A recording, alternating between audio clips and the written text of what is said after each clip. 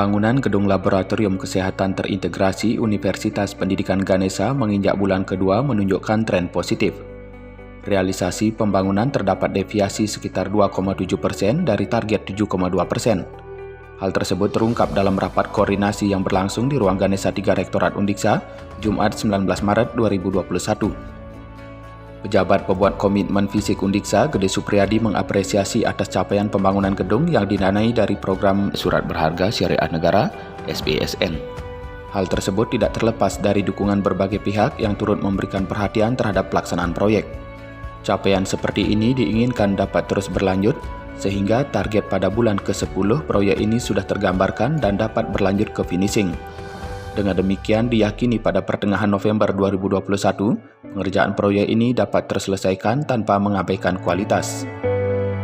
Di minggu ke-8, saya berterima kasih kepada semua lini yang telah membantu dalam kapasitas ini, karena ada beberapa permasalahan, misalnya ada pemindahan gardu sehingga TC ini tidak bisa aktif selama 2 hari, itu bisa dipercepat dengan koordinasi dengan PLN, sudah lebih cepat, sehingga pada akhirnya dalam proses ini tidak mengganggu pekerjaan ini, tetap menghasilkan kita apresiasi positif karena tetap ada di deviasi positif di 2,7.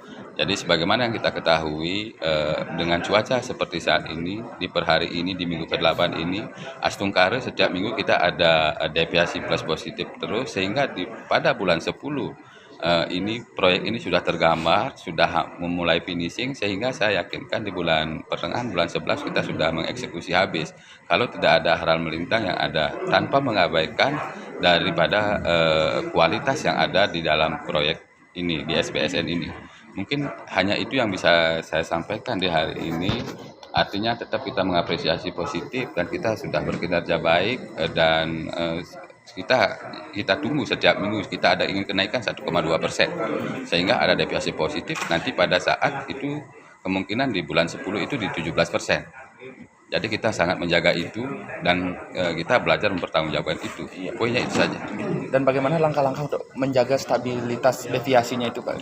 Ya, ada strategi khusus nanti? Jadi kalau menurut kita itu kita koordinasi sama jasa konstruksi, kita koordinasi selalu dengan manajemen konstruksi sebagai sebuah pendampingan dari kita secara manajerial seorang PPK.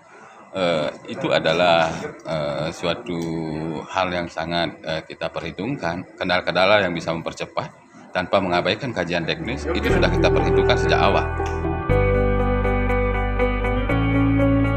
Pelaksana arsitektur Komang Ari Triatmika mengatakan pengerjaan proyek ini masih fokus pada struktur dengan progres 10%. Bagian ini terdiri dari 3 zona.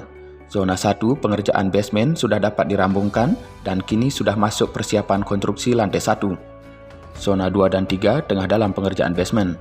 Ia menyatakan untuk terus meningkatkan progres sesuai dengan mandat dari PPK. Terdapat 120 orang pekerja yang dikerahkan dalam pembangunan struktur. Nantinya akan ada penambahan seiring dengan area kerja yang tersedia. Pria asal Tabanan ini menyatakan komitmen untuk mengutamakan kualitas bangunan. Untuk mewujudkan itu, pihaknya juga terus berkoordinasi dengan manajemen konstruksi dalam setiap pekerjaan. Dengan progres 10%, jadi kami sudah untuk zona 1 kita sudah naik ke persiapan lantai 1, jadi basement sudah rampung. Kita lanjut ke zona 2 dan 3. Jadi kami akan terus kerja progres sesuai dengan mandat Bapak PPK, jadi bulan September kita sudah rampung. Untuk itu kita akan kerja di posisi structure. Jadi kami akan selalu koordinasi terkait dengan progres pengajaran tersebut. Mudah-mudahan kami didukung juga dengan cuaca yang bagus, jadi tidak ada halangan di cuaca, sehingga proses konstruksi ini untuk pengajaran progres tetap bisa terlaksana sesuai dengan action plan kami, ide rencana kami. Saat ini kita sudah untuk tenaga struktur sendiri sekitar 120 orang. Nanti tentunya akan terus bertambah seiring dengan area kerja yang tersedia. Target kami untuk tenaga kerja itu sampai di 300 orang. Jadi nanti puncak dari jumlah tenaga jika kita simultan dengan progres arsitektur, struktur, dan MEP bisa mencapai 300 orang. Ya, nah, Pak, tadi kan ada masukan dari pihak kejaksaan agar tetap memperhatikan kualitas. Nah, bagaimana komitmen dari Oke, untuk kualitas selalu kami utamakan. Jadi selain mempercepat proses, tentunya kualitas tentu kami jaga. Jadi sebelum proses-proses pekerjaan tentunya kita sudah ada MK untuk cek bersama. Setelah itu untuk menjaga kekuatan dari struktur, kita selalu lakukan tes. Nah, nanti pada hari Senin juga sudah diprogramkan untuk tes beton. Jadi itu sebagai dasar kami untuk menuju ke tahap berikutnya. Sementara itu, tim leader manajemen konstruksi Igusti Lanang Bagus Eratodi menjelaskan, adanya deviasi pada realisasi proyek ini nantinya diharapkan dapat meredam progres pembangunan pada bulan ke-6 dan ke-7. Bulan tersebut masuk sebagai masa yang lebih sulit karena sudah masuk tahap arsitektur. Kita sudah dengar bersama tadi, kalau kita memiliki rencana di angka 7,2 sekian persen. Kita sudah mencapai target realisasi 10, jadi kita punya deviasi di angka 2,7. 2,7 ini adalah sebuah target kami yang selalu meningkat tiap bulannya. Bulan pertama ada di angka 1, 2, 3. Nah, kami berharap pada saat masuk di bulan yang ke-6, 7 itu masa-masa sulit biasanya pada pekerjaan konstruksi itu.